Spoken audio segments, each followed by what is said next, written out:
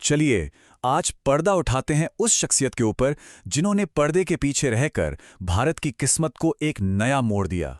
ये कहानी है भारत की खुफिया एजेंसी के उस महान वास्तुकार की जिनका नाम भी बहुत कम लोग जानते हैं। ये सिर्फ एक कहावत नहीं थी। ये रामेश्वरनाथ काव के जीने का तरीका था। एक ऐसा इंसान जो चाहता तो सुर्खियों में रह सकता था, लेकिन उसने गुमनामी को चुना और अपने काम से देश की तकदीर लिखने पर यकीन किया। तो बात शुरू होती है आजादी के ठीक बाद से। एक नया नया देश दुनिया में अपनी जगह बनाने की कोशिश कर रहा था, लेकिन दो बड़े युद्धों ने एक ऐसी कमजोरी को सामने ला खड़ा किया जिसे नजरअंदाज करना बहुत भारी पड़ सकता था। समझिए, उस वक्त जो इंटेलिजेंस ब्यूरो यानी आईबी था, वो अंग्रेजों का बनाया हुआ सिस्टम था। उसका काम क्या था? देश के अंदर निगरानी रखना, स्वतंत्रता सेनानियों पर नजर रखना। मतलब उसे बाहरी दुश्मनों की चालों को समझने का कोई तजुर्बा ही नहीं था। और इस कमजोरी का नतीजा बहुत भारी पड़ा। पहले 1962 में जब चीन ने हमला किया तो आईबी को भनक तक नहीं लगी। फिर ठीक 3 साल बाद 1965 में पाकिस्तान ने ऑपरेशन जिब्राल्टर लॉन्च कर दिया और हमारी इंटेलिजेंस फिर से चूक गई। ये साफ हो गया था कि सिर्फ फौज के दम पर देश महफूज नहीं रह सकता। तो इस संकट के बीच भारत को एक ऐसे दिमाग की जरूरत थी जो दुश्मन से 2 कदम आगे सोच सके। और इस मुश्किल काम के लिए एक नाम उभर कर सामने आया, आर.एन. काव। ऐसा लगता था मानो उनकी पूरी जिंदगी इसी एक पल की तैयारी थी। काव का बचपन आसान नहीं था। पिता का साया जल्दी उठ गया और स्कूल में उन्हें अपने वजन और सरनेम की वजह से मजाक का सामना करना पड़ा। लेकिन कहते हैं ना, जो तपता है वही सोना बनता है। इन्हीं मुश्किलों ने उनके अंदर एक जबरदस्त ठहराव और हिम्मत पैदा कर दी। उनकी चौकन्नी नजरों का एक किस्सा तो बहुत मशहूर है। तब वो प्रधानमंत्री नेहरू के सुरक्षा दस्ते में थे। क्वीन एलिजाबेथ भारत दौरे पर थी और अचानक भीड़ में से किसी ने उनकी गाड़ी की तरफ तेजी से कोई चीज फेंकी।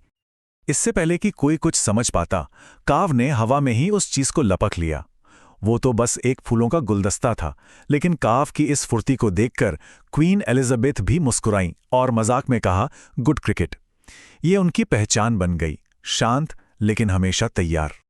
उनका पहला बड़ा इंटरनेशनल केस था 1955 का कश्मीर प्रिंसेस प्लेन क्रैश। अब ये मामला इतना उलझा हुआ था कि जरा सोचिए, प्लेन अमेरिका का, मालिक भारत, उड़ा ब्रिटिश हांगकांग से, सवार थे चीनी डेलीगेट्स और क्रैश हुआ इंडोनेशिया में। इसे सुलझाना किसी पहेली से कम नहीं था। काव ने इस गुत्थी को ऐसे सुलझाया कि न सिर्फ भारत का नाम साफ हुआ, बल्कि चीन के प्रीमियर ज़ो एनलाई इतने प्रभावित हुए कि उन्होंने तोहफे में काव को अपनी बेशकीमती निजी मोहर दे दी। यहीं से काव के इंटरनेशनल कॉन्टैक्ट्स की शुरुआत हुई। अब आते हैं उस मोड़ पर जहां से भारत की इंटेलिजेंस की कहानी हमेशा के लिए बदल गई। युद्धों के नाकामी के बाद प्रधानमंत्री इंदिरा गांधी जानती थी कि अब एक नई शुरुआत करनी होगी, और इस नई शुरुआत की जिम्मेदारी उन्होंने आर.एन. काव के कंधों पर डाली। साल था 1968। काव को एक जिम्मेदारी दी गई, एक ऐसी एजेंसी बनाने की जो सिर्फ और सिर्फ बाहरी खतरों पर नजर रखे। उन्होंने अमेरिकी CIA की तर्ज पर एक खाका पेश किया और इस तरह जन्म हुआ रिसर्च एंड एनालिसिस विंग, यानी रॉ का। काव ने रॉ को बिल्कुल नए तरीके से बनाया। पहली बात, पूरी आज़ादी, रिपोर्टिंग सीधे प्रधानमंत्री को। दूसरी बात, गोपनीयता, ऐसी कि एजेंट्स की असली पहचान किसी को पता न चले। उन्होंने दूतावासों में सेक्रेटरी जैसे मामूली पदों की आड़ में अपने जासूसों को तैनात किया, और इन सब के लिए उन्होंने देश भर से हीरे चुनकर निकाले।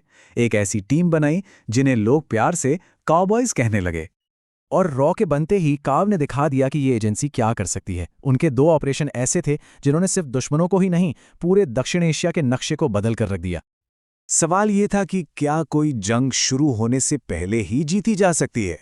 1971 में जब पूर्वी पाकिस्तान में संकट गहरा रहा था और जंग के बादल मंडरा रहे थे, तो काव ने एक ऐसा प्लान बनाया जो किसी के भी होश उड़ा दे। ये प्लान एक शतरंज की बाजी जैसा था। पहला कदम, पूर्वी पाकिस्तान की आज़ादी के लिए लड़ रहे मुक्ति बाहिनी को ट्रेनिंग और हथियार दो। फिर एक डबल एजेंट का इस्तेमाल करके एक भारतीय प्लेन के हाईजैक का नाटक रचो, और इस नाटक की आड़ में पाकिस्तान के लिए अपना एयर स्पेस यानी हवाई रास्ता बंद कर दो। नतीजा, पश्चिमी पाकिस्तान अपनी ही फौज को मदद भेजने में पूरी तरह लाचार हो गया। इसके ठीक 4 साल बाद काओ की नजर गई छोटे से हिमालयी राज्य सिक्किम पर। वहां राजनीतिक उथल-पुथल चल रही थी, जो भारत के लिए एक मौका भी था और खतरा भी। रॉ ने वहां बहुत ही खामोशी से राजशाही के खिलाफ लोकतंत्र की आवाजों को बढ़ावा दिया। और इस पूरी सियासी शतरंज का अंजाम हुआ एक जनमत संग्रह, जिसमें सुनिए 97.5% लोगों ने भारत के साथ आने के लिए वोट किया। इस तरह 1975 में सिक्किम बिना एक भी गोली चले भारत का 22वां राज्य बन गया। काव और रॉ अपनी बुलंदियों पर थे, लेकिन सियासत का खेल ही कुछ ऐसा है। सत्ता बदली और इसके साथ ही इस स्पाई मास्टर की किस्मत ने भी एक अजीब मोड़ लिया, जिसने उनके बनाए हुए हर चीज को दांव पर लगा दिया। 1977 में जब नई सरकार आई तो नए प्रधानमंत्री मोरारजी देसाई को रॉ पर बिल्कुल भरोसा नहीं था। वो इसे पिछली सरकार का एक हथियार मानते थे और काव से साफ साफ कहते थे, मुझे आप पर भरोसा नहीं है। इसी नफरत और शक के माहौल में काव ने वक्त से पहले रिटायरमेंट ले लिया और रॉ, जिस एजेंसी को इतनी मेहनत से बनाया गया था, उसके पर काट दिए गए। उसकी फंडिंग और ताकत दोनों में भारी कटौती कर दी गई।